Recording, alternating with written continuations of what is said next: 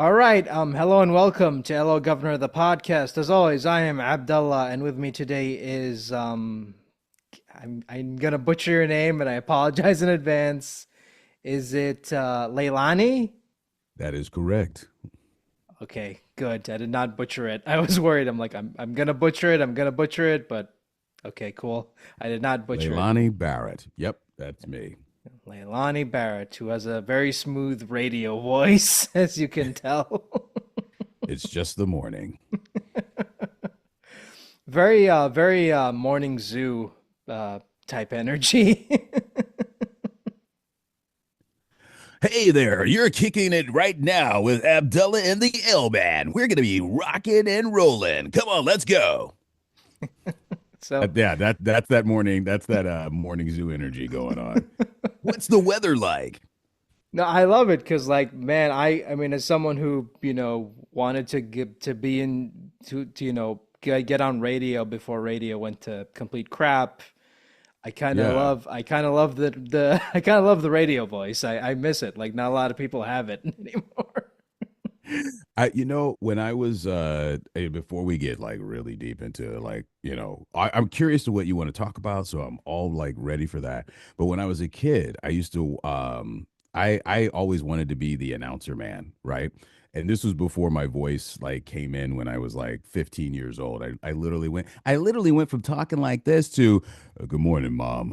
What's for breakfast? And she was like, they all kind of like, my whole family just kind of got shocked. They were like, wait, whoa, those the pipes got thicker and then boom, that's what happened. But I always did whenever I was a little kid, hi there, folks. I'm Gary Owens and welcome to Rowan and Martin's Laughing, that kind of a thing. Tonight on the Tonight Show, Johnny Carson, I was that kid, man. And what little boy dreams about becoming an announcer? You and me, actually. I think that's probably it.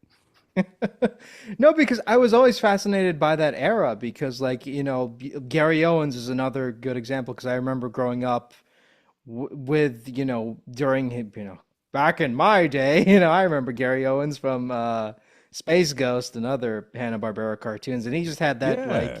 he had that radio voice. And then years later I look him up online and he's like, oh yeah, he was a radio guy. Obviously he was a radio guy. Yeah, man. Yeah.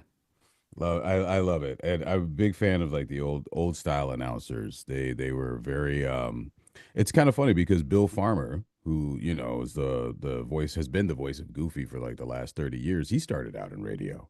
And but he had his own like kind of like he would start doing radio and doing radio shows, and he's a great person. Like, I remember seeing him at a conference and I just thought, wow, this guy is like really cool. And then they all have their own like creative bit or shtick that they bring to the table, which is like fun. And then on top of that, he also, is the voice of Goofy, like and many other characters.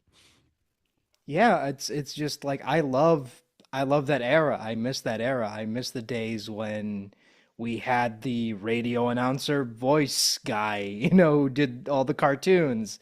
We don't have that anymore. And I'm not saying like you have to start on radio, but I mean that's just, again, as someone who grew up with the old Hanna-Barbera cartoons, I miss Yeah. that. I miss that era. I Yeah. I was just watching it. We were just talking about that the other day because in Los Angeles, the Hanna-Barbera studios are no longer there, sadly. And but for a while they had like these big murals of like, their iconic characters like, Fred and Velma, well, yeah, Fred Flintstone, and then like Scooby Doo and all those guys, and like they had all these big things, and it was like really cool. And so me and a friend of mine, we were just sitting here talking about like all the Hanna Barbera cartoons. Remember, I used to love watching Top Cat with Benny or Yogi Bear. Yogi, the Ranger's not gonna like this. Hey, boo boo, woo-hoo-hoo. Like it was all that, all of those like classic, takes on what they were doing, from the TV of that era and moving further. So I feel you. I've been a fan of like classic Hanna Barbera, Warner Brothers, Disney, but I love, I grew up with all the Japanese anime that came in the 70s and early 80s.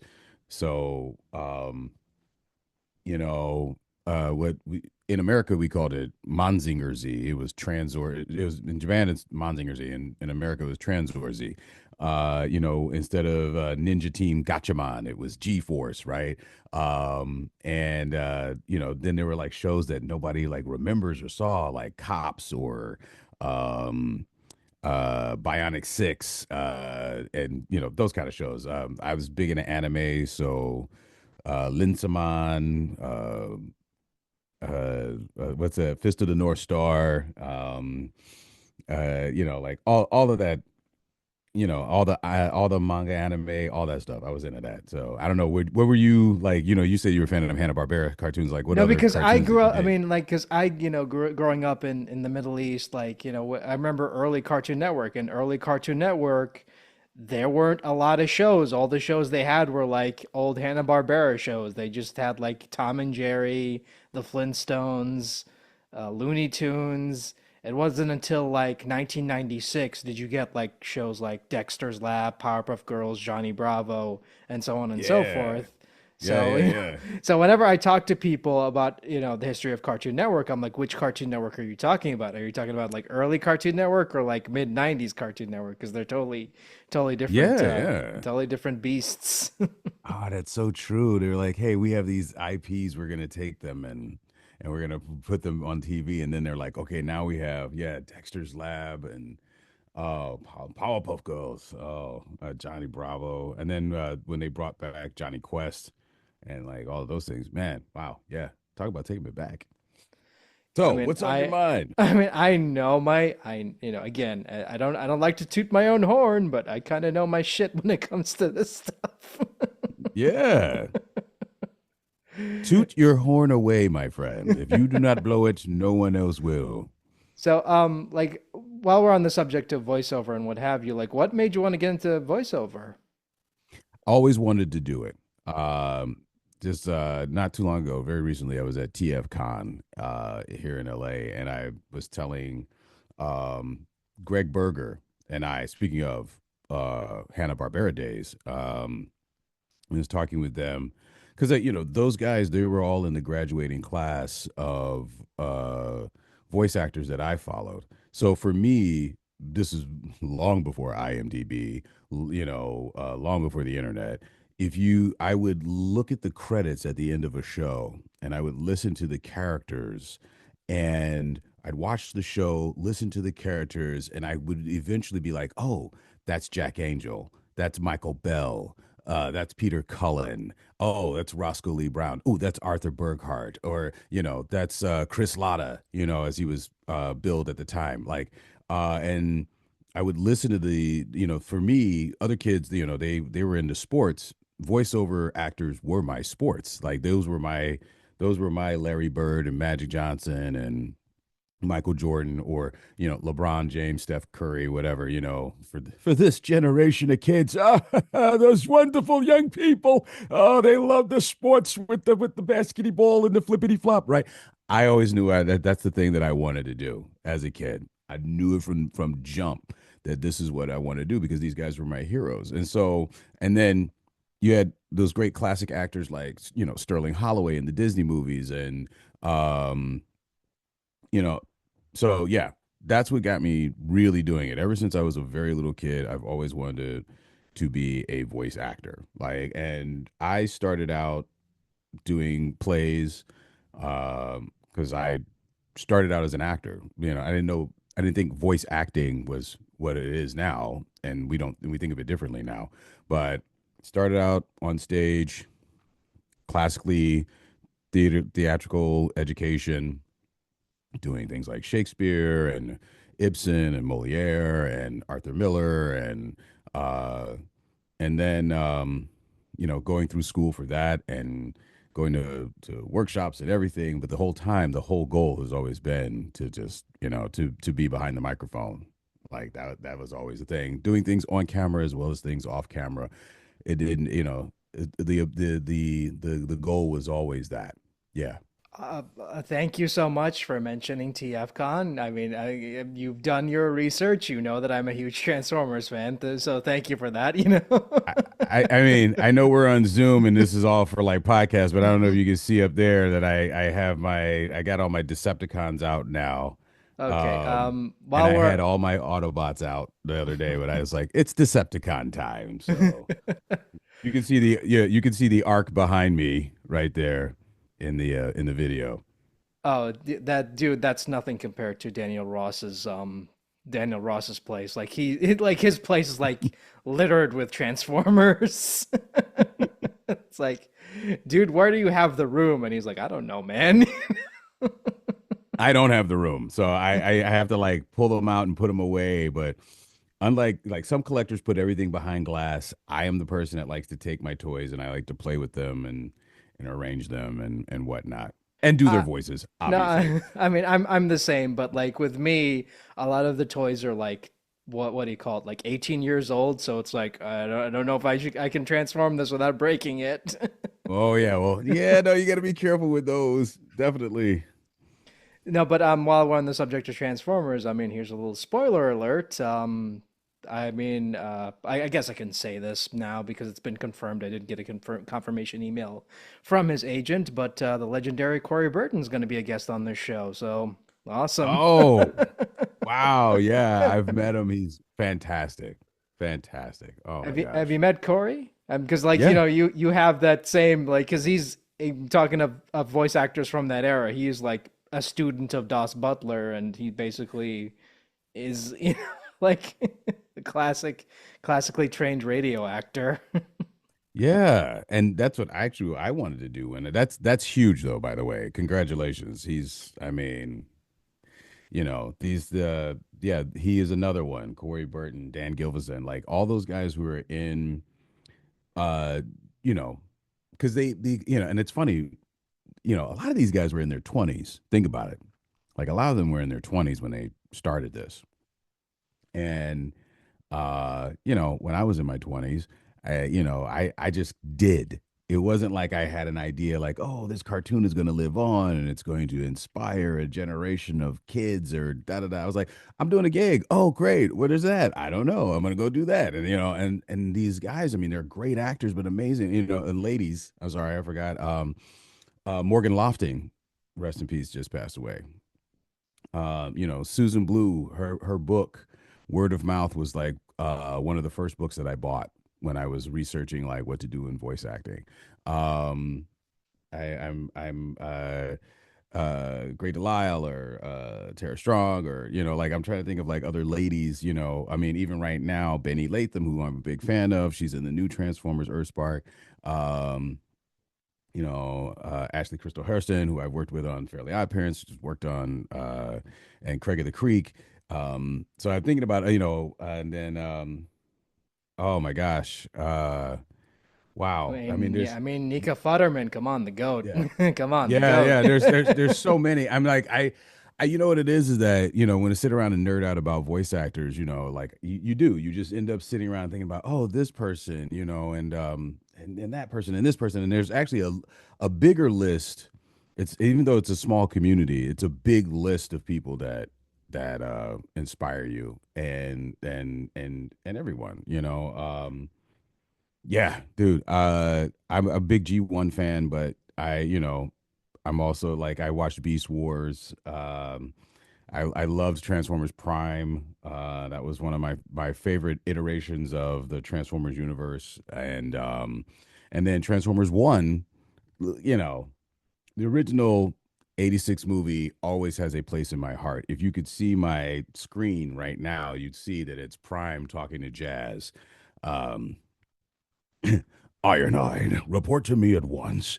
Every time I look into my monitor, Prime, my circuits sizzle. When are we going to start busting some Deceptor chops? Like, I can quote the whole movie front to back. Don't even need it. Do it to the soundtrack. Uh, but yeah, Transformers One was like probably one of the best movies, best animated movies that had come out in a long time. But also, it's you know some would say the best Transformers movie, and I'm gonna be like, okay, maybe, but Nah, I don't know about that. I still love the '86 movie more than anything. Um, so yeah, no, yeah, too many people, too many people to listen. I fangirl all the time over these folks, uh, all the time. Be like, oh my god, yes, yes, amazing, amazing, amazing. Anyway, go on. No, no, I love it because I mean I'm into it. Like, just like and mentioning G1, like, going back again, like I watched some episodes of that show again, and been rewatching the '86 movie for the billionth time, and it still holds up in its weird way. I mean, it's not perfect, but it still holds up. Oh yeah, no, there's some okay. I will like one of your members of your family, you reserve criticism for certain members of your family and then other members of your family they just can't do no wrong. And when I think about the '86 movie, to me there's incredible moments of like animation, like the way that things were drawn, and of course, the style, and then all of that, and then there's some production inconsistencies that when you watch, you go, "Oh, what happened here? You went from this amazing animation to what happened there?" And I'm older now. I totally understand that like these were advertisements to sell toys. I get it, right? But I kind of prefer that over the modern environment of advertisements to sell toys because you know what? They all had to come up with stories and characters, and I think that's why people collect them now.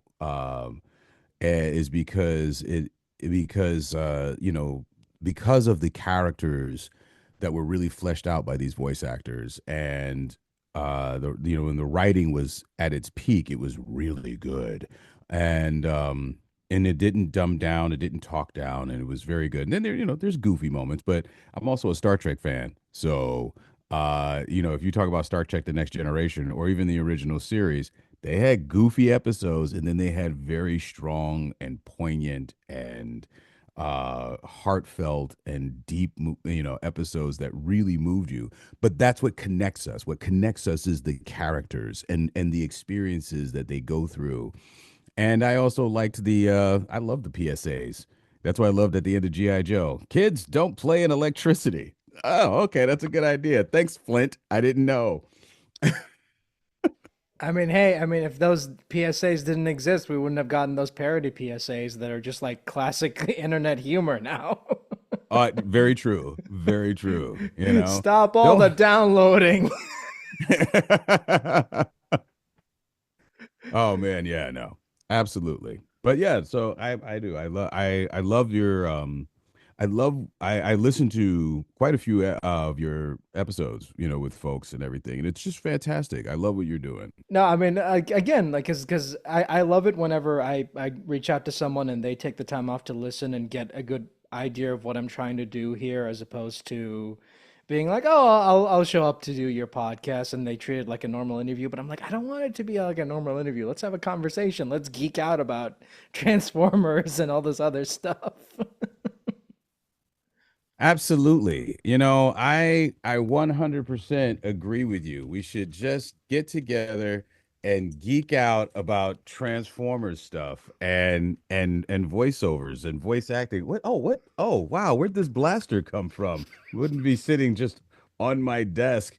By the way, that's not the fans' toys. That's so I didn't really get into collecting until a few years ago, just a couple years ago. And actually, I got into collecting at the worst time. It was during 2020 is when I really started getting into collecting, and that's when the prices all jumped up. But I just one day was like, I want to own the toys that I played with. And now we have like multiple points of articulation and fingers do things and heads tilt and lights and things like that. And I got to tell you, like, I'm pretty, that's why though, because again, when I can't look at my star screen and not hear, oh, mighty Megatron. Like I can't, that's it. Starscream, you idiot. Like I can't look at these toys without hearing those voices. It's just not it's not possible that they're inextricably, connected to them.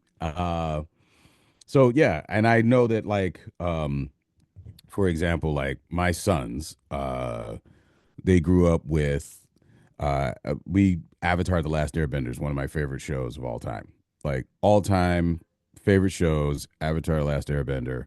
Um, and but when I hear Dante Bosco, I think about the other shows that he was on before Avatar, and I go, "Oh yeah," but my kids also remember Jackie Chan Adventures or Jake the Dragon, or and there's all of these different things. So, as an actor, I gotta say thank you for having me, because anytime anybody wants to have a chin wag about, hey, if you want to have yourself a little bit of a chin wag about talking about voiceovers or show business or even if you want to just talk about what's in your collection, mate, I'm all for that. I love it. Hopefully your hopefully your listeners won't go, what is wrong with this guy? Did he have too much coffee in the morning? No, I swear. Okay, this is a true story. Back during the pandemic, I had reached out to Frank Todaro, who does the voice of Starscream. Yes. He's the official G1 voice of Starscream. No one tell me otherwise. It's canon. If you don't like it, whatever. He's cool.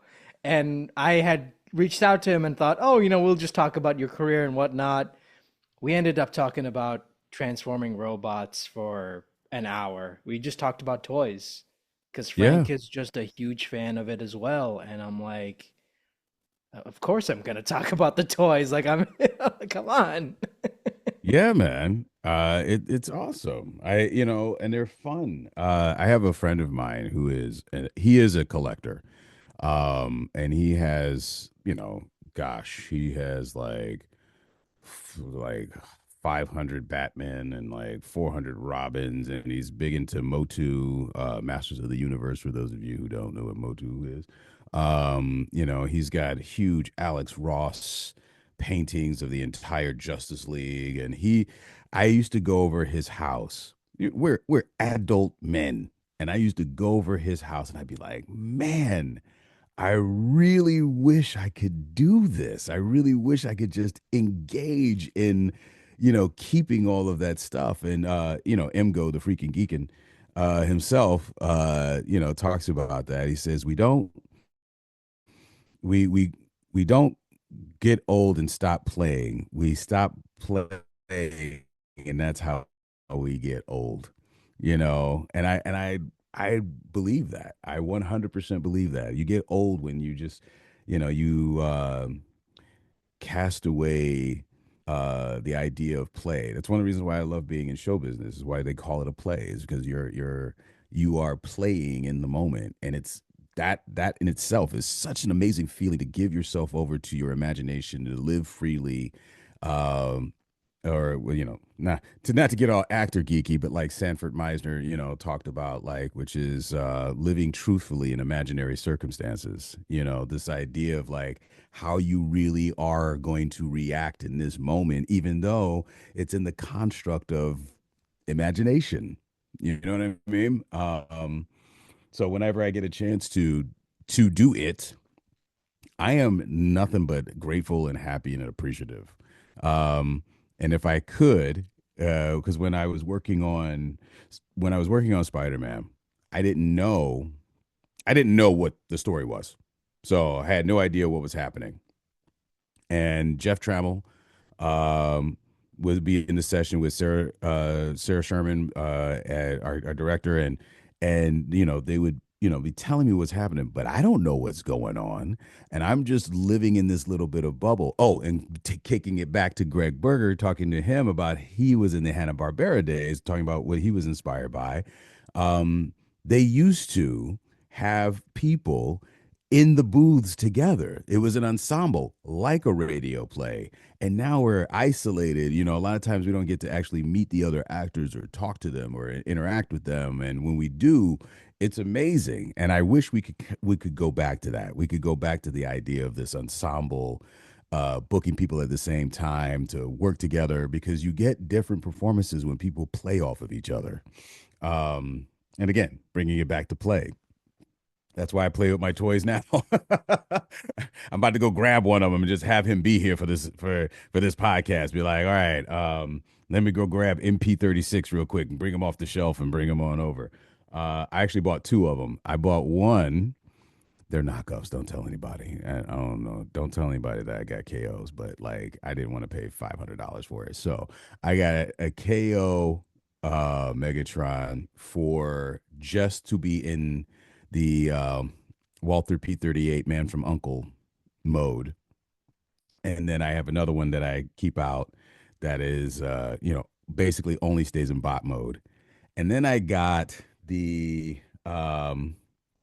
monocrat Megatank version of Megatron because I wish he would, had been in Bumblebee or in the Bayverse movie, live action movies.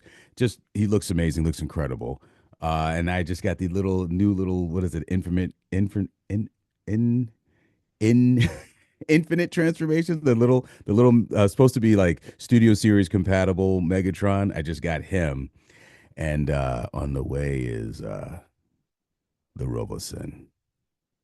Oh yeah, yes sir, the Robosen. A lot I of can't wait. Megatrons, and that's great because Megatron is like, I mean, he is just talk about an iconic character. I mean, he is like, like, because it's. I think one of the hardest questions for me, if you ask me like anything, I'll answer it like real quick. But like, if you ask me like who is my favorite Transformers character of all time, I'm like, I don't know, because there's a lot of good ones, and I like a lot of them for different reasons. It's hard for me to just pick one, you know? Yeah, I'm a I'm you know what I'm always a big Prime fan. One of my buddies, he's all about the bad guys. I've always been about the good guys. And I have six Optimus Primes, from a little tiny Optimus Prime to a bigger Optimus Prime. And while I was at TF Con, there was a it was a really big version of MP10 that I wanted to get, like huge, almost like a foot and a half version of MP10 that I wanted to get. But he was $500, and I was like, "Oh, it's $500. I really want this toy, though." And then I thought, I right now, like in the room that I'm in, I don't have any more room. It will literally become a toy room if I took everything out. It would just become a toy room. Who's your second favorite, though? That's the question. Even that's hard because it's like, well, I like Starscream. He's a character I grew over the years I've grown to appreciate, but I also like Shockwave and I also like Soundwave, and it's kind of like, I'm reading the current comics and they're really good, and I'm like, I really like Cliffjumper in this incarnation. It's like, ah. Yeah. Oh man. I've been kind of paying attention to what's going on right now. Like, I check out like little YouTube videos, and I'm like, man, I, man, I just think that the way that they're reapproaching these characters. Are you talking about in like the Shattered Glass universe, like what they're doing right now, or in the Oh, or in I'm the talking about IDW? the Image Comics, the Oh, ongoing one. the Image Comics. Yeah. Oh man, because oh yes, and I almost found that I saw one. I think I'm trying to remember who had it. If it was a not third wave, whatever the name of that company is, but they had the Optimus Prime with the Megatron arm, with the cannon on it, and I was like, ooh, I want that. I want one, and I was like, I only have so much money. You only have so much money. You just, I mean, I like food. I don't know about you, but I like food. I like to pay rent, No, I you know. mean, look, as much as I love Transformers, I am dreading the day I go to a Transformers con in person because I mean, I'm gonna look at my wallet and I'm gonna be like, okay, how much money are you gonna spend on this? Because, yeah. Yeah, no, nope, I get it. Because believe me, you'll just, I don't know. It's so weird. Like, you'll just be walking by and then you'll see something and you'll say to yourself, I don't need that. How much is it? And that's literally what you'll do. You'll go, oh, I mean, do I really need this Autobot symbol that's literally the size of my head? I think I do. I think I need that. Um, and I forgot the company that makes this, but I would love to give them a shout out, but unfortunately I can't. Go to a con, man. Go to a con. I mean, I've been to cons, and the last one I went to, I spent way too much money because it's like, again, someone else. I remember talking to someone else like a year ago, and he said like, once you go into once you go to a con, money just doesn't become an issue because you're just throwing it away. You're just like, oh, whatever, of course, I'm gonna buy this expensive thing to get signed. Of course, like, why wouldn't I? Right? Um, I so my trick is when I go to a con is to only take cash. If you pay with a card, you it's you won't feel the pain until later. And then you be like, oh man, what the heck did I just do? Did I just spend the whole baby's college fund? Why'd I put the baby college fund? Am I buying transformers with the rent money again? Oh, I gotta pay my phone bill. Yeah. Yeah. So I just take cash and that helps me not spend too much because there's always something. And then there's an artist there. That's what I love is that you get to meet the artist. And so there was an artist there um, by the name of Casey Collins. And um, I walked up to him and I said, "Hey, good to see you again." He was like, "Oh, awesome." And I was like, "Hey, that's really awesome. Um, I should, I want to buy that, but I couldn't think of like in my brain, I couldn't conceive of where I wanted to put it." He has a great piece that he did of Megatron holding Reflector like the Killing Joke cover, and it's awesome. Like so if you see it, get it. Don't walk away. I walked away. I came back, and it was gone. And it was only like 15 bucks. It wasn't even like a lot of money, but I just was like, all right, yeah, let me think about that. So cash in a world where cash is king. Like that's just walk in there with cash. That'll save your wallet. Okay, this is an embarrassing story, but I remember like 2 years ago, I went to a con in Florida, and my parents were like, "Okay, we know you're gonna spend a lot of money. Just here's an extra credit card. Just like spend, Uh-oh. like." And I remember what my dad, one of the first things he said to me was like, my mom was like, "Oh, did you have fun at the convention? How much did you spend?" And he's like, "Oh, he spent a lot." Looking at the looking at the amount of stuff I got signed, because again, it's like you go there and you're like, oh, I want to get, because again, talking about Avatar, it's like, oh, Grey Delisle's there. Of course I'm gonna buy an Azula Funko Pop to get it signed by her. Of course, like why wouldn't I? Absolutely. I mean, I would love the cheat code of infinite money just for that. One because, I think it's great that these folks are like, doing those kinds of things like, because I think about like later in life, I'm like, "Oh wow, I have this autographed um, you know, print or this autographed copy of this wonderful thing that some things go in frames, but some things some things just can't go in frames. They can't go behind glass boxes. I am one of these people that like um I love to touch things. Well, that sounds weird. Let me rephrase that. Um, you see me in the grocery store. Is that dude touching stuff? Hey, listen, buddy. Just stop touching all the fruit. All right. Just forget about it. Don't touch the fruit. Okay.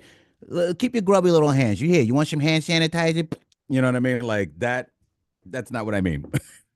But I mean, like, I like to tactily engage with the items that I have. And, even when I put my hand on a poster, I'll put it behind glass so that it's preserved. But like I'll touch it. You ever do that? You ever just, you know what I mean? I mean, I wouldn't say, I mean, the temptation is there, but I wouldn't say I've ever done that.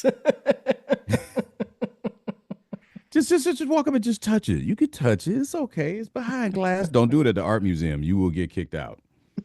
Because, because I mean, again, because again, this is a really stupid story, but I don't care. Like Yes. I remember getting in trouble at a con because like they're like, oh, don't touch anything, and it's like, oh, you know, if you want to touch something, let someone know about it, and they can get it for you. And I'm like, then why are you having it stacked up, you know, in this like confined space if you don't want anybody touching stuff? Come on, it's so stupid. And I got in a fight. I remember getting into a fight with someone over that at the con, and I'm like, look, you know, it's why are you like why is this why are you having like all these statues and all this stuff on display and they're not behind glass or anything like that and you're like, oh, don't touch anything. Of course people are No gonna touchy. touch that. Come No on. touchy. Yeah, man.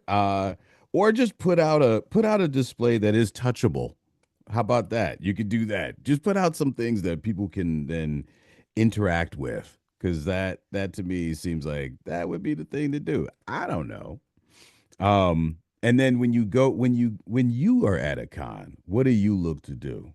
Okay, this is like super nerdy, but I love, again, I love talking to people, and I mean, if I see a voice actor and and I see that they don't have a line, I will show up there and I will talk to them for like 30 or 40 minutes straight because I just love talking to people. I love picking people's brains. I love talking about the craft. I love like just listening to people's stories and like, you know, just talking to people because we don't do that Yeah. anymore. We don't have conversations anymore. It's all just, you know, hey, how's it going?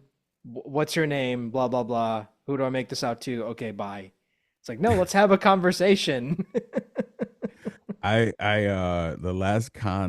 last LA con that I went to, we I just, I it's funny because I was talking to another actor and I said, for me, for me, and I think, there are some actors I've talked to that don't have this. So I'm just saying, like, most of us, I get the feeling like most of us are fans. We're either fans of other voice actors, we're fans of the properties, we're fans of the, whatnot. But like, I just look at it like, I'm not only a client, I'm the player president. You know what I'm saying? Like, hey, what's going on? Yo, I make waffles, but I really like the way you make waffles, And so when I walk in and I get to talk to people, it's really awesome because you get to see them all in like all in this area. And you can just walk up, and I never jump the queue.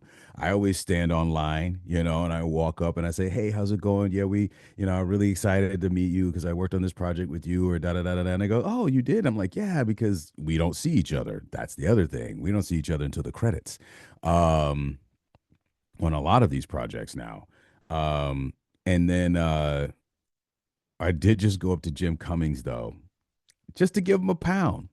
I just walked up to Jim Cummings. And I was like, "Yo, man, what's up, Jim?" And he was like, "Hey," and he was like ready to talk and engage, right? And I was like, "Nah, man, I just wanted to give you a pound, man, because I just, I was singing Disney songs, yeah, and like all the hard juice just came out at me, like, because I was literally like singing Disney songs because Disney. I don't know if you, I don't where I grew up. Disney owned the afternoon for a while, and it was Tailspin, Chippendales Rescue Rangers, Gummy Bears, was a Tailspin, DuckTales, and so you know, singing all these songs, just singing the songs, and then Darkwing Duck, and when I think about Jim Cummings, he's iconic, of course, he's with all the different voices he's done and all the different characters that he's brought to life. I just sometimes I think about that little what am I talking about? I was in high school actually when all those cartoons were on the air, but I I was like, but I'm still a little kid, like mentally.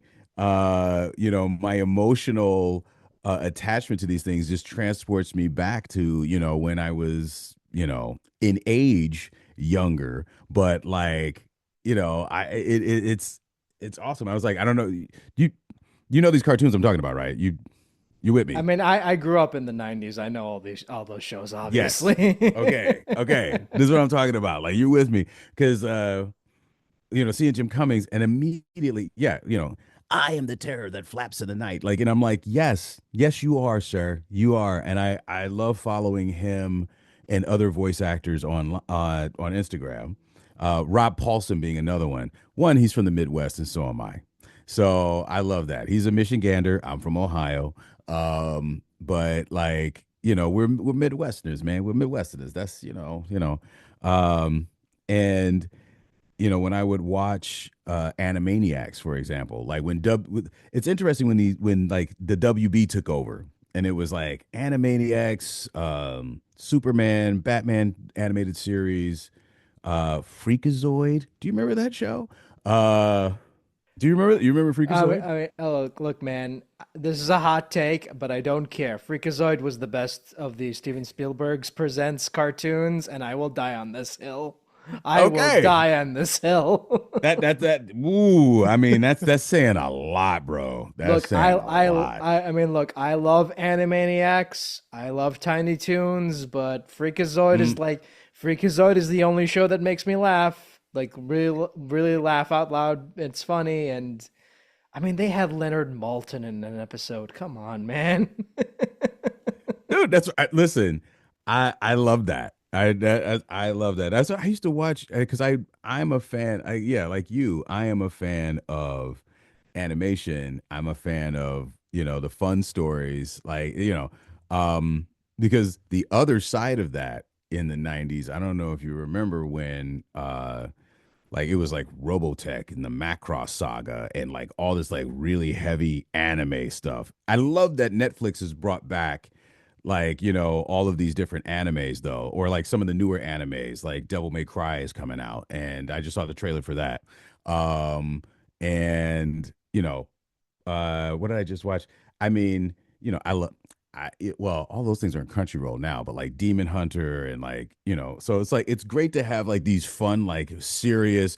I mean, I am working on my water breathing all the time, and like, all of those, but I just love funny, like and again, the theme songs. The theme songs. I love a theme song.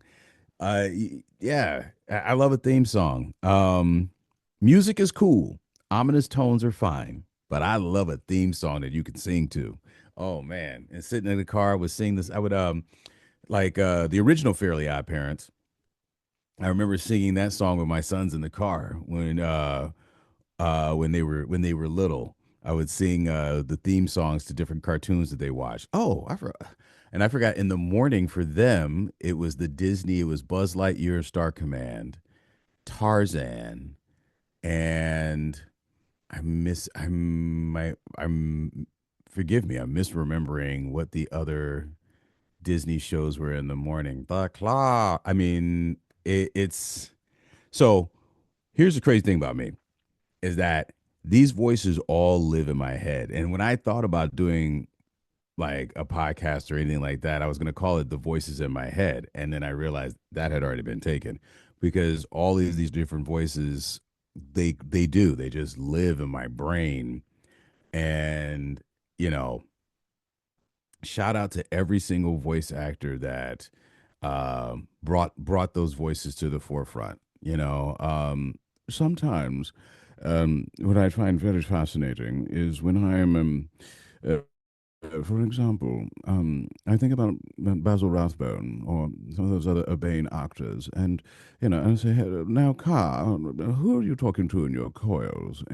Like, and those voices live in my head, but I won't specifically go for that unless they want a voice match. That's something I want to do. But you got me excited talking about cartoons, man, because like I'm not gonna sing these songs because um it's not gonna come out right. And I don't want that. I don't want that to live in history. Somebody be like, "Ooh, ooh, yo, dog, for you, for me, dog, for me, for you, for you, for me." It was a bit pitchy in parts. Like I don't need that. I don't need that in my life. You don't need that on your podcast. And speaking of cartoons, let's just get right to it. Like, how did you get involved in Spider-Man? I auditioned. I don't know how I got selected. Um, and I'm very grateful for it because it's a friend of mine, who's a director asked me, he says, is this the biggest thing you've done? I'm like, yeah, it kind of is like the biggest, I've always wanted to be in the Marvel universe. Um, it's I'm kind of my entire career in life there's a side of me that has been playing geek bingo. So you're like geek bingo, and I can see the quizzical nature in your eye. You said geek bingo. What does that mean? Oh, strange mustachioed man on the other end of the microphone. That's okay, Abdullah. You didn't have to say that, but I know that's what you were thinking in the moment. But I play I play geek bingo in the sense that I'm a huge uh, nerd in the sense that I love comic books and I loved animation and anime and manga and all that. So whenever I've gotten the opportunity to either a work in a franchise, I use the term franchise because that's what they kind of are now, but work in a genre or a specific kind of a thing, it for me, I'm like I'm checking a little box in my geek bingo card of wow, I got to work in I got to work in the Batman universe, I got to work in the Spider-Man universe, I would love to work in the X-Men universe, and or if I work with an actor who um if I work with an actor who is in some property, right? They're in some movie or some television show. I go, and I got to work with that person. Check. So I'm just grateful to Jeff Trammell and to Sarah Sherman and everybody at the team on Your Friendly Neighborhood Spider-Man that I got to be a part of telling this incredibly compelling, amazing, fantastic story. I would have liked the show even if I wasn't on it. When I hear myself, sometimes I I'm like, wait a minute, that's me. And my I have a couple friends back in Ohio, back in Cleveland, and he and his wife were watching. Well, he was watching the show, and his wife was in the other room and heard me on the TV, and she goes, "Did that mofo show up and didn't announce that he was coming to town and just coming up and in our house like?" Because I used to just show up at the people's houses, walk in, "Hey, what's going on? Yo, I'm happy to be here." And she was like, "No, he's on TV right now." And yeah, it was huge. And Big Donovan is a character. I again out of context didn't really know what I was auditioning for. Didn't really know what I was really going to be a part of. And when I found out, it was amazing. And then, I'm coming back and I'm, doing, we were doing the sessions and stuff. And then when I got to see like just a snippet of what, just a little bit, I was just blown away.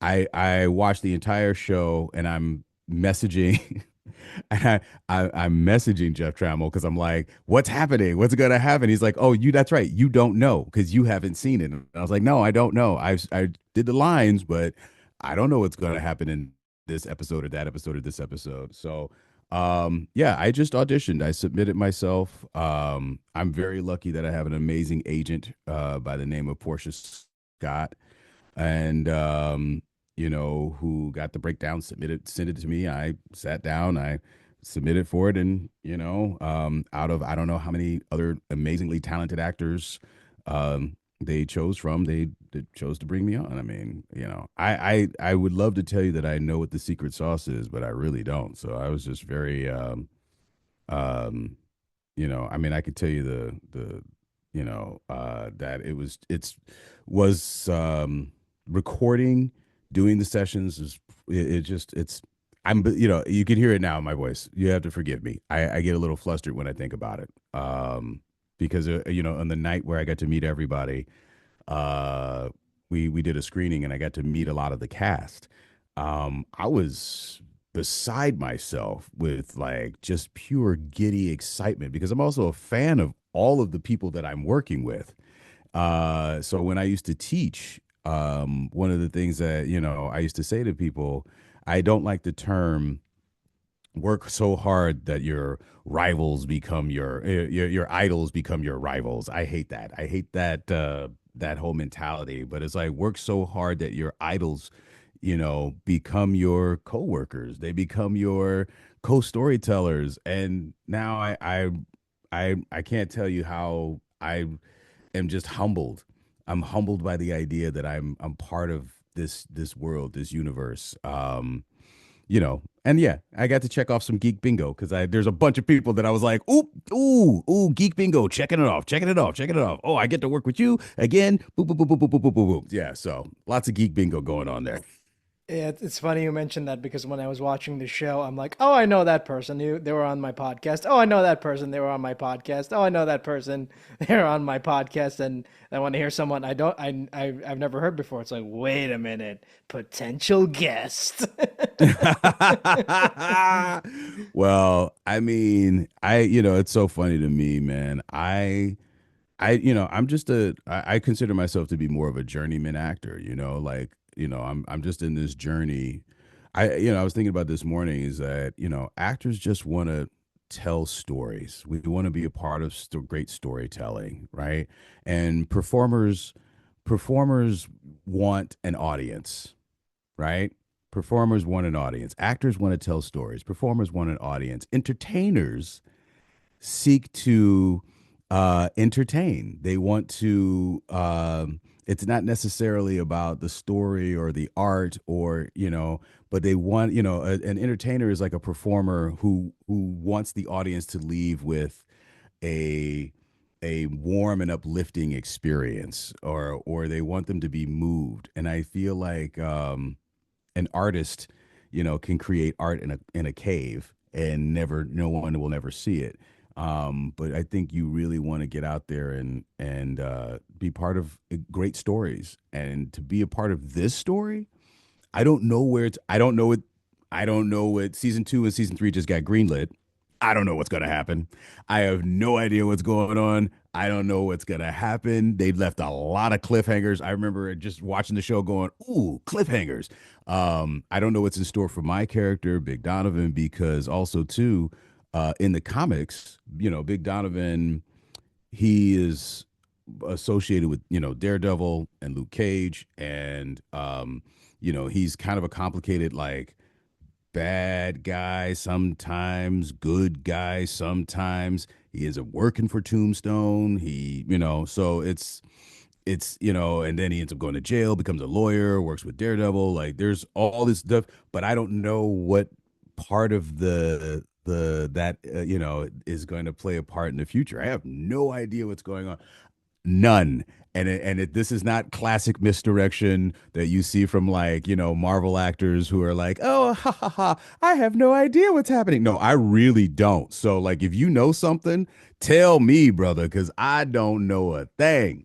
I'm because I remember when I talked to I'm blanking on his name, the guy who does the voice of Scorpion. Oh, yes, Jonathan. Jonathan, yes. I don't know why I'm like James. I don't know why I thought his name was James. Sorry. Yeah, My brain. that's my bro, man. That's mi hermano right there. Yeah, I mean, yeah, he's a cool dude. But I remember when I had him on the show and he said like, "Look, man, I think Jeff has this thing planned out for like 15 seasons in advance." 'Cause that's how that's how far he has this planned out. Because I believe him. I truly believe him. I'm like, yeah, I can see that. Yeah, I mean, it's amazing. It's an amazing show.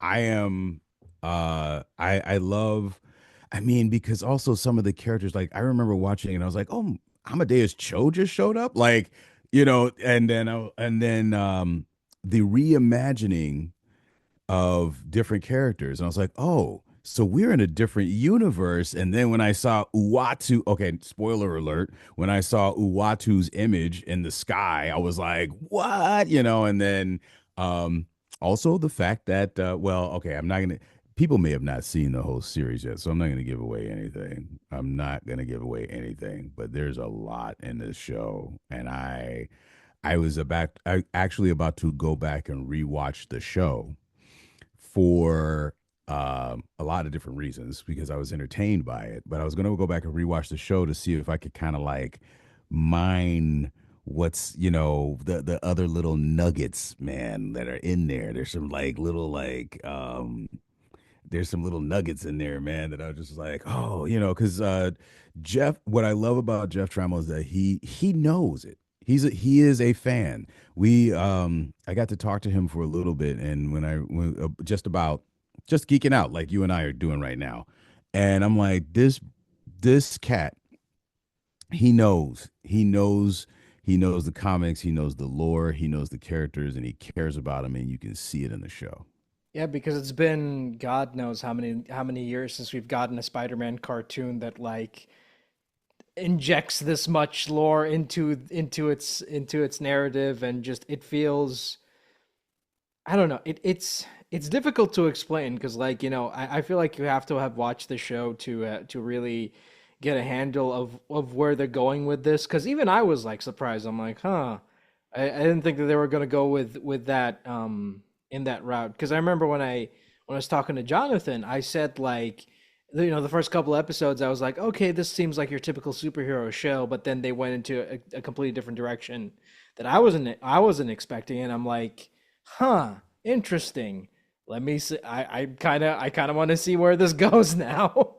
Oh yeah, and there's some hints of darkness, which I very much enjoy. That there's these little hints of like where you think, oh, and you get to see this. I figure at this point the show's been out for a few weeks. People should have seen it already. So I feel like we could talk about some things in the show, but I the mean, I already spoiled the show. If you listened to my interview with Jonathan, we already spoiled the show. So I don't know, like, I don't know why you guys are just like, or maybe you're listening to this out of order. I don't know, but spoilers anyway. it's true. You could be listening to this and going, "Oh, hey, that brother that was on that played Big Donovan is on Abdullah's podcast. Well, let me listen to it. What, that happened? Yeah, I don't know if that's going to be the case. If I could have binged the whole series in one night, I would have did it, but I'm glad that they released it a few episodes at a time, which I thought was cool. But, Lonnie Lincoln's trajectory and Peter Parker's trajectory and how, it's the hero's journey, but in the Spider-Man universe, Spider-Man has the crappiest hero's journey of all the Marvel heroes. Like, he's usually broke. He didn't get the girl for the longest time. He's not like a Tony Stark or, where he's a billionaire industrialist philanthropist genius. He's a genius, but he's not that. He's not Thor. He's not a god of Asgard, or, he doesn't, turn into a giant, huge rage beast. But actually, Bruce Banner's life kind of sucks too. But like Peter's life really is hard. And then you see Lonnie's story, Lonnie Lincoln's story, and you go, man, he is a product of his environment. And you see what happens when the environment is not helpful, or he's got good parents and he does the wrong thing. Well, he does the right thing. He does the wrong thing for the right reason. And when you see that and you see the consequences of doing the wrong thing for the right reason, it's I I just look at that, and then I look at all the side characters too, right? I love, I shouldn't say side characters because they all have their own interesting story arcs, but like all the supporting characters, excuse me, that would be the proper terminology. All the supporting characters, because they're all fleshed out. There's nobody that's a supporting character in the show that doesn't have a fully fleshed arc.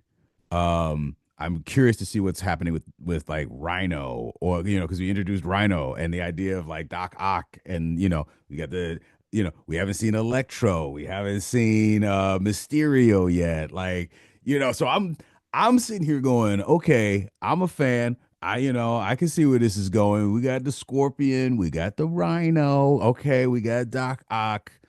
You know what I mean? Like, where is this gonna go? So yeah, I'm big props to Jeff Trammell on that, and the whole team who I got to meet. I got to meet storyboard artists and writers and people who worked on the music. And when you see the team, I feel like I'm just a very small part of this incredibly large storytelling apparatus. And when you see, all these folks and all the people that worked on this stuff, it's yeah, again, you asked me a question. It was a simple question like, "How'd you get on the show?" And I got incredibly emotional because I love it. I love the show. I love the show. I love everything about it, and I love that I got to be a part of it. Like it really does kind of like I for a while I walked around just kind of going, "Oh, I'm in this show." Like it's yeah. Hell of a feeling when that realization hits where it's like, oh yeah, I was in that. Huh. Yeah, yeah, it is. It's wild, dude, because again, uh, that feeling of it's kind of like I said, I make waffles, right? I'm making waffles. I'm working it's kind of like working at IHOP. I'm making waffles, but then I go out for breakfast and I watch other people make waffles and they bring me some waffles. I'm like, "Thank you for bringing me waffles." Or pancakes. And don't forget the bacon pancakes. So like I for me it's like amazing, but then when I realized that people go, "Hey man, I came to your restaurant and yo, them waffles was off the chain." And I was like, "What? Yeah, yeah, man, I've been a big fan of this. I didn't even know you cooked there." And that's literally what happened when I let people know that I was on the show. They were like, "Yo, I've been going to that restaurant for a minute, and yo, you cooking there, my man? You brought out some waffles." And I was like, "Well, I made a Danish, but you know what I mean. The waffle makers are over there." That's kind of how I feel. Like I added to the breakfast. I added to the breakfast. You got bacon, eggs, sausage, potatoes. I felt like I threw some hot sauce on the potatoes. That's what I feel like. It's great. It does. It makes me very emotional. And then seeing Phil Lamar, there, talk about bringing it all the way back to voice actors that you look at. Speaking of names that I always feel like I'm not going to do well, Sarah Nachine, um, who is in the show, but you know, she is Pokemon, like, you know what I mean, for like 20 years. And then I meet her and I'm like, "Hey, what's going on?" And she's like, "Hey, what's happening?" Super nice. Talked to her for a second. Then I was like, "Wait, oh, oh, yeah, yeah, yeah, yeah." And then, geez, oh my gosh, who else did I meet that night? Robin Atkin Downs, for example, like, who plays Doctor Strange. And I was like, "Oh yeah, dude, I followed you." Or Mick Wingert, I'm like, "Oh yeah," And so when meeting other voice actors, I've just been, that I knew, like, yeah, man, it's wild being in that room. It's wild being in a room with, because I will go like, "Oh wow, you're really cool," and then hang on, then to meet like Eugene Bird, for example, who plays Lonnie Lincoln, and I'm like, "Oh, dude, my man." I wish I could have met Carrie Walgren, but like I saw her and then she was gone and I was like, "No." And but like, yeah, just all the folks, I really did. I just really just yeah, I get this is something that I usually reserve. Actually, I keep reserved to myself. I don't generally share it in public, but you know, um, I'm kind of an unfiltered person. If you're around, listen, let me tell you something. If you're around me for more than 5 minutes, I'm gonna tell you exactly how I feel about whatever you ask me. I'm the person that in my friend group, if you want to know the truth, ask me. I'll tell you. But if you don't want to know the truth, I'll go like this. Okay, do you want to feel better or do you want to know the truth? Like, and so, I do. I wear my heart on my sleeve. Or you know, on my hat. I might wear my heart on my hat, And for the folks who don't see this, I actually have an Autobot symbol on my hat as well as I'm wearing my Spider-Man hat. Uh, so yeah.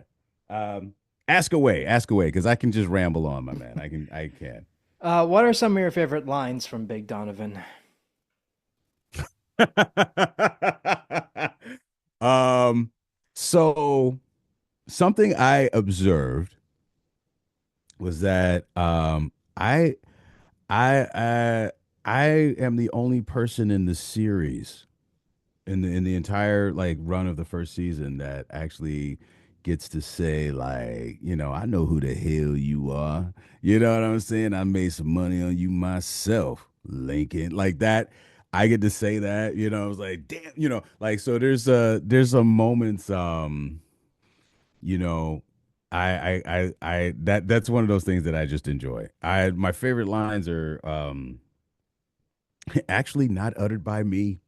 Coleman Domingo as Norman Osborn is simultaneously like, um, somebody said that he has that quality that Willem Dafoe had as Norman Osborn, but there's something else there. And when he talks and the things that he says, it's just yeah,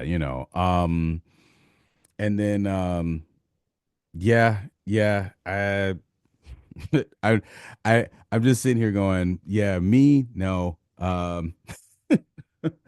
Oh man. Yeah, no, there's just yeah, everybody in the show. Everybody in the show just has great lines. I don't have one that I can just pick for you, but I do like you know, uh I did start calling people a superstar. Uh, when I talk to him, be like, yeah, what's going on, superstar? Um, and it's funny because the Big Don is the voice of Big Don rests in a place from where I come from. I grew up in the inner city, so um, when I'm just really relaxed and around, people from my neighborhood, um, and I'm not thinking about all the Shakespearean training that I had, and speaking in a vernacular. I just kind of relax, and it's he kind of reminds me of my brother. I have an older brother, and he kind of reminds me of him. And I feel like I probably channel a little bit of my older brother when I'm in Big Don's space. It's funny because while I was reading people's reactions to the show, someone said like on a forum, Big Donovan reminds me a lot of Suge Knight. Yeah, he's that's the crazy thing is that you know, he's he's a smart guy and he's also charming. But don't mess with him. He is all about his business. Um, yeah, he's yeah. Yeah, when I think about it, when I think about it, and I get back into that place, like whenever I leave the studio, go back into that, it's like where does Big Don live? And he's not far from me because yeah, he's close to he's close to a piece of reality. I'll put it that way. He's close to a piece of reality. Not necessarily a celebrity or somebody out there in the universe, but somebody that but a part of the world that I um am adjacent to, familiar with, grew up around.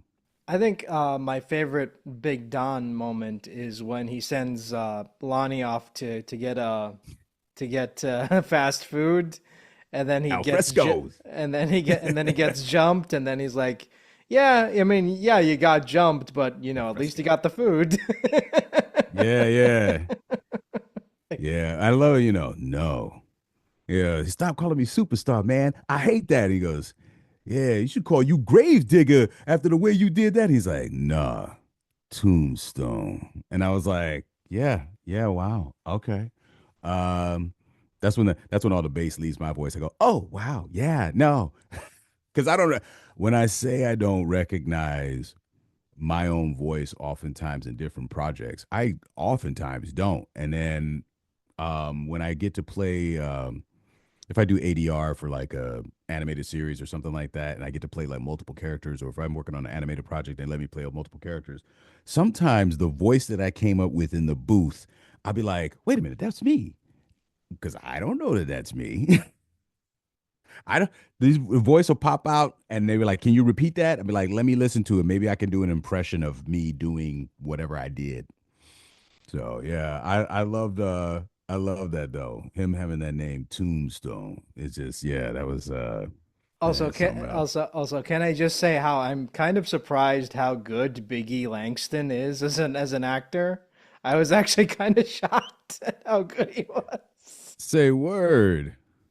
Yeah, I mean, Go on. Yeah, no, go on. no, because like with professional wrestlers, I feel like they have that thing where it's like, can professional wrestlers act? Because I don't know if you've ever watched professional wrestling because it is ooh really hokey.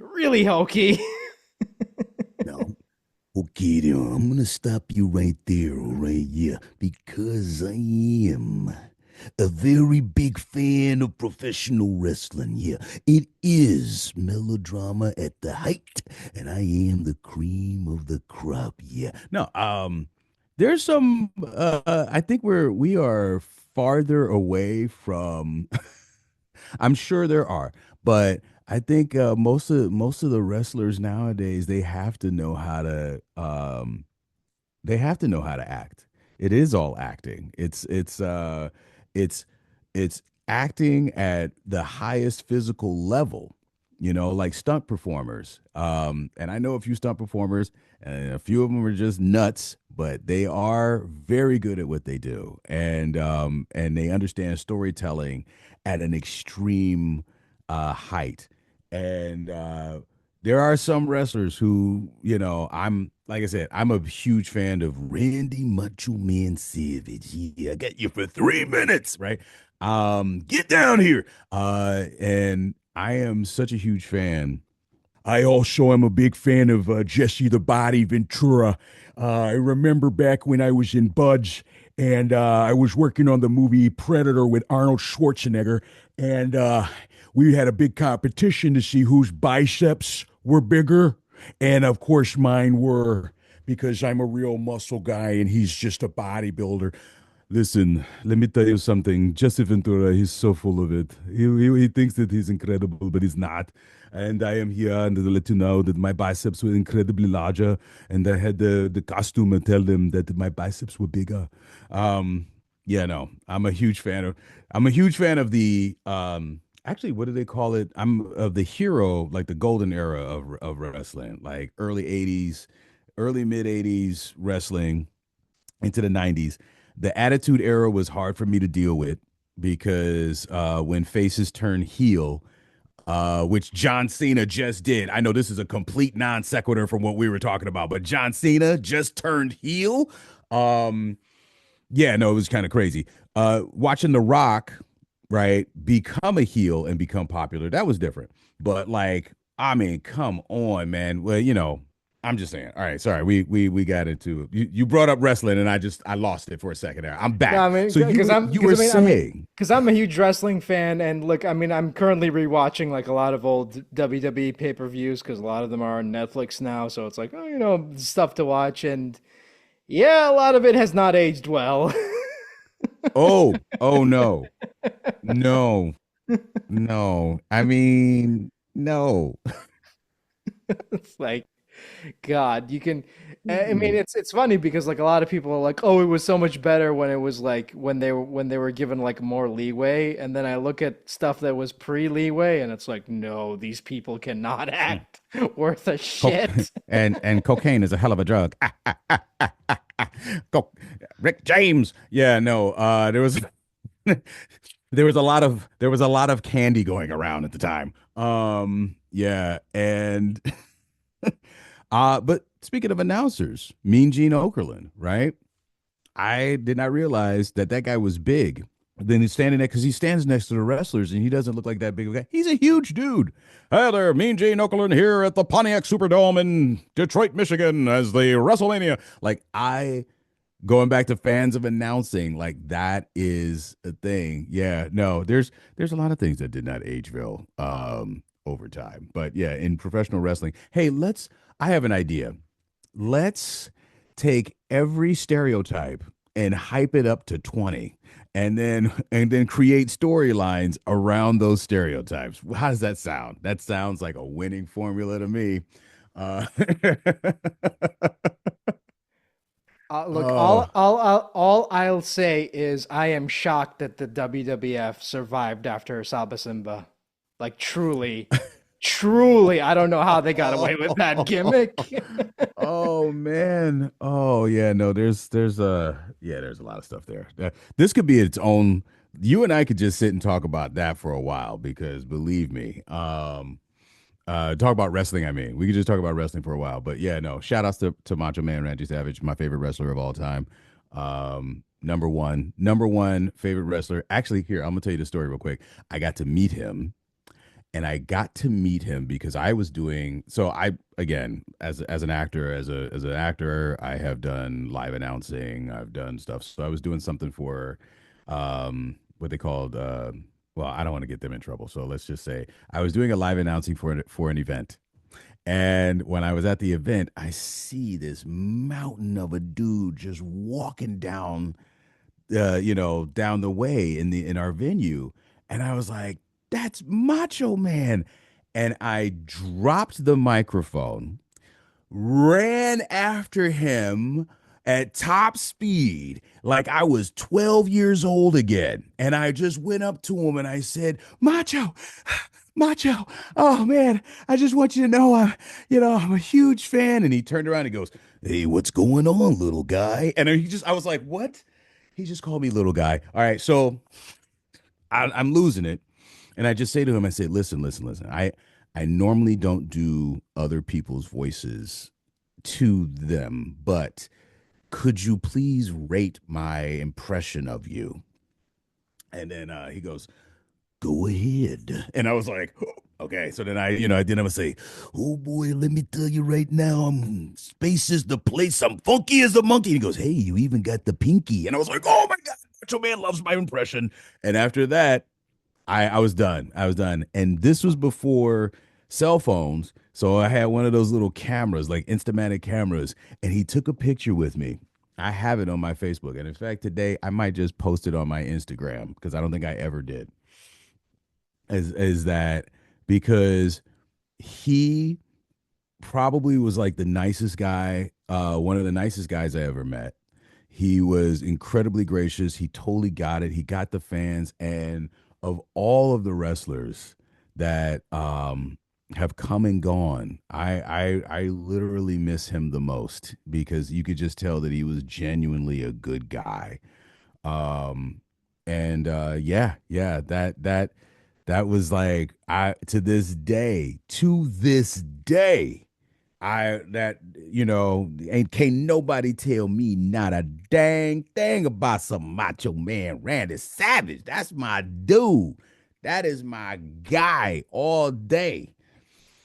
Unjustifiably in a position I'd rather not be in. Like, I mean, all of that, because the cream rises to the top. Yeah. Like all of that, all day, all day. Showmanship, everything. I watch videos of him like going to um like hospitals, working with little kids. Oh, I love all that. Yeah, all that. All that all day. Sorry, bro. You No, brought up no, macho. You no, brought up no. wrestling, and then I went macho. Like I love Macho Man Randy Savage as well, and I could like sit here for like 8 hours talking about Macho Man Randy Savage, but I won't because it's I don't want to waste your time and No, everybody. no, not at all. Oh man, no, literally. So I mean, that's the thing too. I mean, like, I really do appreciate you inviting me on. I know we have literally just been kind of like all over the place in terms of like You know, I don't do a lot of interviews. Let me just be honest with you. Like I don't do a lot of interviews. And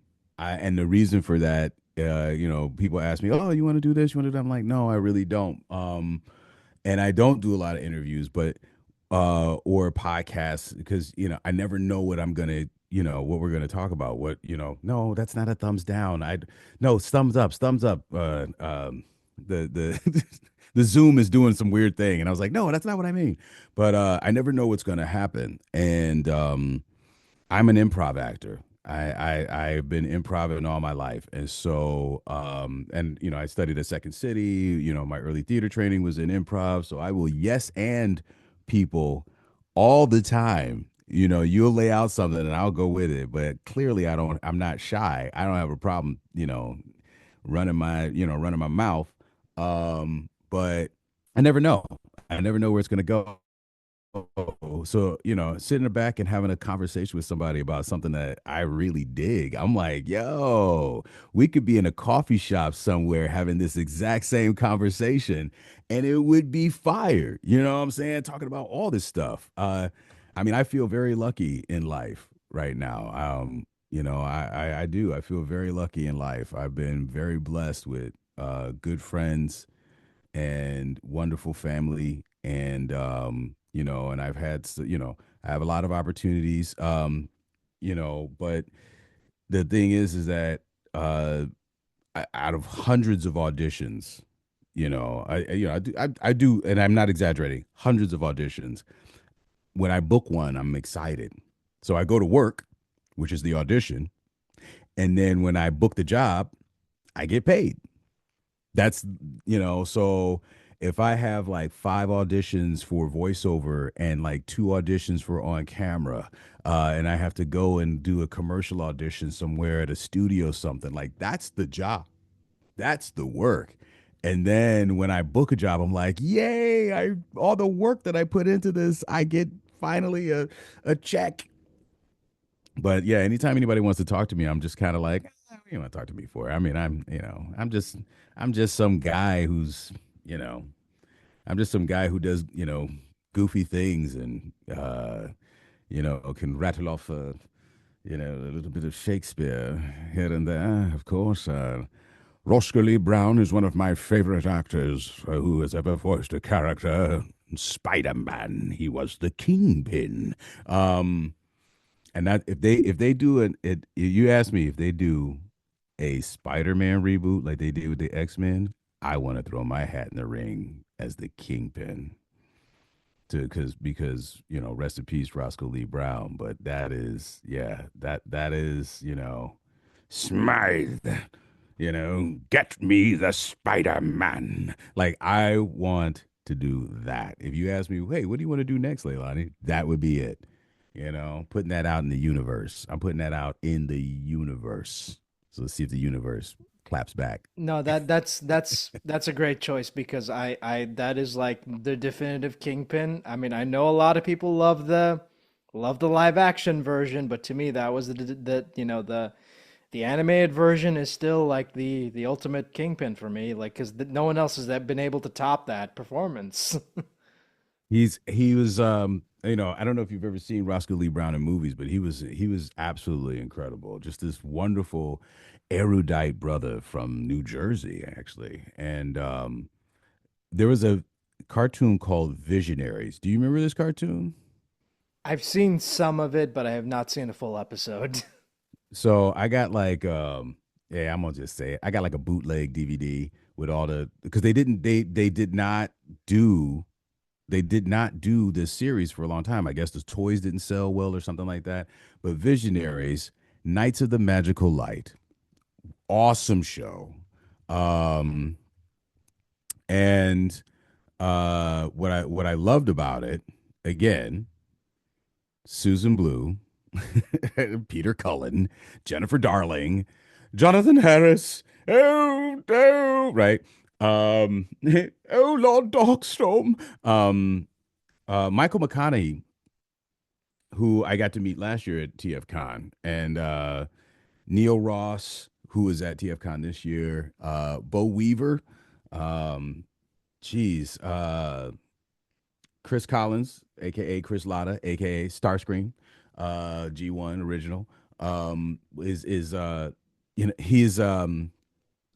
he does the voice of Kravex, Lord Darkstorm. Like it's just, but yeah, Roscoe Lee Brown is the voice of the wizard Merklin. Darkling lords, spectral knights, I have gathered you all here to bestow upon you the powers of magic. The age of science has failed, and now we have come to the age of magic once again. Like that right there, son. Let me tell you, son. Yo, the woo got something, okay? The RZA, the Jizza, Inspector Deck, Raekwon the chef. Sorry, I just it's the Woo was going on a farewell tour, and I just love that too. So this is how my brain works. There's like a little hamster running up in my head, and that wheel just be going, and it's like non sequiturs for days. Um, but yes, sorry, take me back.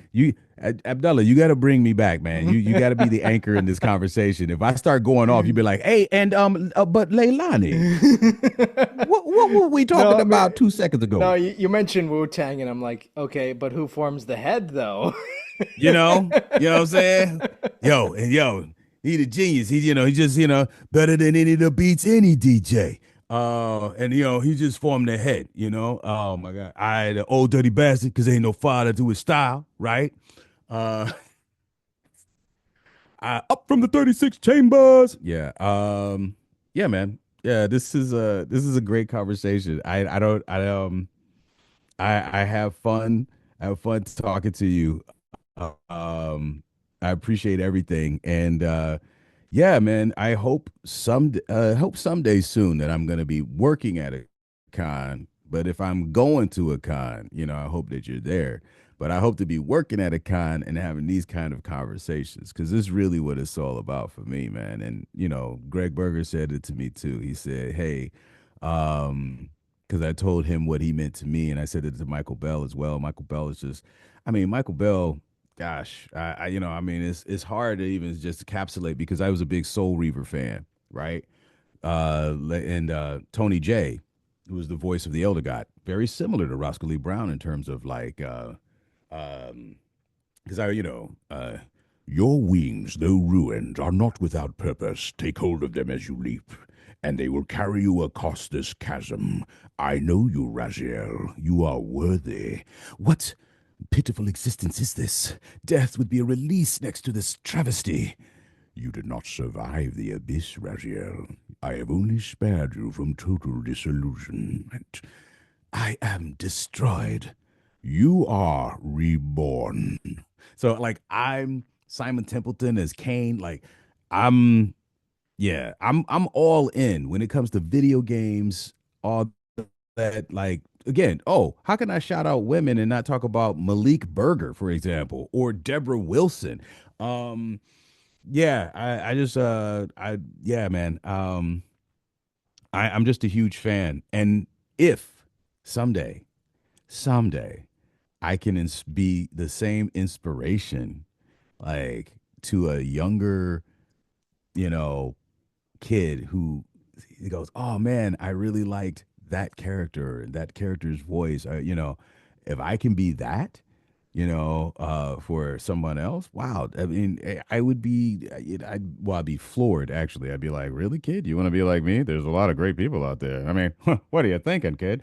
Is what I would be thinking, but it would be something else because I mean all these folks, like everyone I just said, every name that I just brought up, I mean they were, they're all my idols. Like they all, um, they were idol is kind of a strange word. They were my North Star. They were my guiding light of what I knew I wanted to do on top of like you know the other actors and whatnot. And then because as a stage actor, I was very much inspired by like James Earl Jones and um uh oh, I'm so sorry. Like you asked me like Denzel Washington, James Earl Jones, uh Captain Benjamin Sisko, whose name is jumping out of my head because Avery Brooks Avery Brooks. I saw him do Paul Robeson live on stage, and it's this one man show, and I've wanted to do it ever since I was a teenager because I saw Avery Brooks do it. And I when I would do a show, I would go out and I would bow. I would do Avery Brooks's bow from that performance because that's how much like I get when people inspire you, man, because they when I see something I go, "Man, that's brilliant, that's genius, that's amazing. I want to do something like that." But I don't want to I don't want to take your thing. I want to I what you just did. I want to I want just a smidge of this. But like Miles Davis said, a great jazz artist doesn't borrow, they steal. So I steal a little bit, like a little bit. You know, yeah. that's that's why you ask if you ask me, man, this kind of conversation, yeah, literally. We know what we would be doing right now. What's the dish you're where are you at? Kuwait. You're in Kuwait, right? Yeah. So what's the dish in Kuwait that we would be sitting around and eating if we were sitting together right now? Well, Because it's getting late over there. depends on what type of restaurant you want to go to.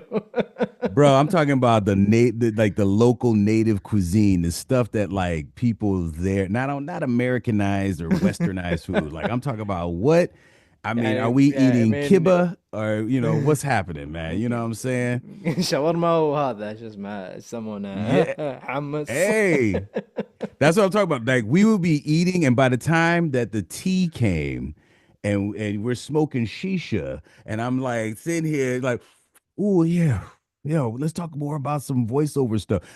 This is what I'm saying. I hope that this is the first of many conversations that we will have together, either in person or once again, if you invite me back, we can have a much more directed uh bullet pointed if I have a new project coming out and I want to be like, hey, I want to come on your podcast and talk about this project, No, it'll I be mean, very bullet pointed kind of a thing. I mean, usually I'm the type of person who doesn't do repeat guests, but like, look, man, if you book something that I really want to talk about, I'm gonna be like, hey, man, I really want to talk about this. Can you come back on the podcast? I'm just saying, man, I don't know where this I don't know how the wind is gonna blow. All I can do is control the sails. That's all I can do, man. So this has been one incredible conversation with you, like all over the place, but that's me. So welcome to my hamster brain. Um, if you have one other question, what would you like to ask me? Before I let you go, I really want to talk about Fairly Odd Parents because I mean, I think that show deserves more love, and I wish we had more time to talk about it because I really, really like. Look, I mean, a lot of reboots are cynical, but this one was made by people who really love the source material and really want to like make it for a new generation, but without sacrificing what made the old show great. And I Yeah, really, really hope we get another season. It's just like such a wonderful show, and I really want more of it. I just so Ashley Crystal Heston, who plays Hazel, uh and is a driving force behind that show. I just texted her, and they just moved it to a new network, and I again super excited to be a part of that. I love the original Fairy Odd Parents. Just saw Darren Norris at TF Con, and I went up to him and gave him a big hug, and I was like, I didn't get to meet you. I got to see Susan Blakesley, and I got to see, Carlos Alzakri, and like, but and I didn't get to meet you, and I was super super excited because who doesn't love Cosmo and Wanda? And to be a small part of a very big story was awesome because now I'm watching the show. I'm already invested. I love the whole idea behind it. And I like what I watched the show. I watched the entire season, right? The entirety. And, it's not just, oh, there's my episode. Oh, there's my, time. I watched the whole show and I love it. And I am hoping again, season 2, season 3, season 4, season 5. I want whether I'm in it or not, I want this show to keep going because I just think it's absolutely awesome. I think it's a great show. I think the performances are fun and funny, and um, I wish I had my like all the episode lists and everything because it's really really fun. It's a really really fun show, and I really really I think everybody over there is fantastic, and I'm a fan of the original show. Watched all of those things. Speaking of TV theme songs that I used to sing, going all the way back, see, full circle callback. That is one of the shows that I used to sing when my kids and I were driving in the car. I would sing that, and we'd sing it together, and um, yeah, and when I was I would tell my kids all the time, hey, your dad's going to be on this show. Your dad's going to be on this show. And then to be on the show is that I was like, I did it, guys. I'm on the show finally. You're not kids anymore. You're not little kids anymore, but I'm on the show. And they're like, yay. My kids are my sons are they're happy that I do what I do. They didn't used to be though when they were little. All these voices and stuff that have come out this whole entire conversation, there was a point where they didn't like it. Because I'd be like, hey kids, so we're gonna have a nicer plate of spaghetti. Hey, who wants some garlic bread? They'd be like, Dad, Pops, talk normal. Just for once, stop doing voices, talk normal. And I'd be like, all right, fine. My bad. But listen, it is time for you to go to bed, and I'm going to read you a story. And they'd be like, don't read us a story. In fact, you know what? I'm tired. I'm going to bed. And I was like, oh.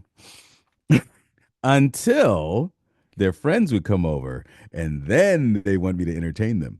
But yeah, Fairly Odd Parents, man, to be a part of that and to see that show, I'm just hoping it goes on and on and on and on. It's so funny. I love the story. I love the characters. And to have Cosmo and Wanda and Jorgen and like the classic characters be there, and then to see Vicky uh older, yeah, all of that. All of that. Yeah. Again, you're supposed to jump in whenever you want to. Just jump in. Yeah, anyway, before we wrap this up for real, is there anything you want to plug before we wrap this up for real? Is there anything I want to plug? Well, no, I can't plug anything yet because it hasn't been released. So until it comes out, I can't even really plug it. But what I am excited about, there's a few projects that are be dropping uh pretty soon in the next couple of months. And when they come out, I'll just email you and say, "Hey, remember that thing you asked me about? Yeah, sorry, I can't talk about it, but oh yeah, it's out now." And no, dude, I just want to say thanks. Thanks for introducing yourself. Thanks for having me on. Thanks for having this conversation. I love that we talked about toys and cartoons and our love of voiceovers, voice actors, announcing, wrestling, classic cartoons, Hanna-Barbera era, which I just was talking about the other day, like all of that.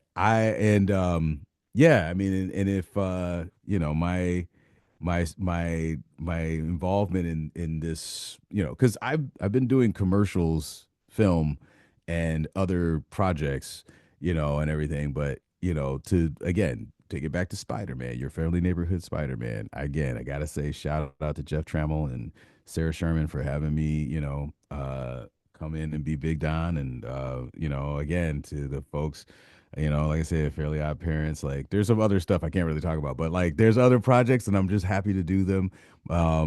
And I hope I get to keep doing it. I'm gonna keep doing this until A, they stop hiring me, okay, or B, I'm dead. As the late great Ed Asner said in Gargoyles, the animated series. Remember that? Gargoyles, right? That was the other show that was like, Keith David, right? 1,000 years ago, superstition and the sword ruled. It was an age of mystery. It was a time of fear. It was the world of gargoyles, right? Ed Asner says, though, I could no more stop being a gargoyle than I could stop breathing the air. And that's kind of how I feel about being an actor. I can no more stop being an actor than I could stop being the air. Like if I stopped doing this, I'd be working at a coffee shop and I'd be just like I am right now with you. And you'd be like, why don't you act? And I'd be like, I like making coffee, but I would still be doing it. I'd still be doing the same thing. But if I ever stopped, man, that's the end for me. It's a wrap, son. It'll be done. It'll be over. You won't like, you know what I mean? Like spread my ashes, across the ocean after that, you know. So that's me. That's you got like you got me in the morning. If this had been an interview at 9 o'clock my time at night, this would be a totally different interview. But you got me in the morning, which means yeah, man, the energy's up, the caffeine's kicked in. Let's go. All right, thank you so, so much for taking the time off to do this. I know we had to reschedule, and like I said, I'm so sorry I did not get to your email sooner. Anyway, thank you so much. Take care, and hopefully I'll talk to you soon. Bye bye. You got it, brother. Peace.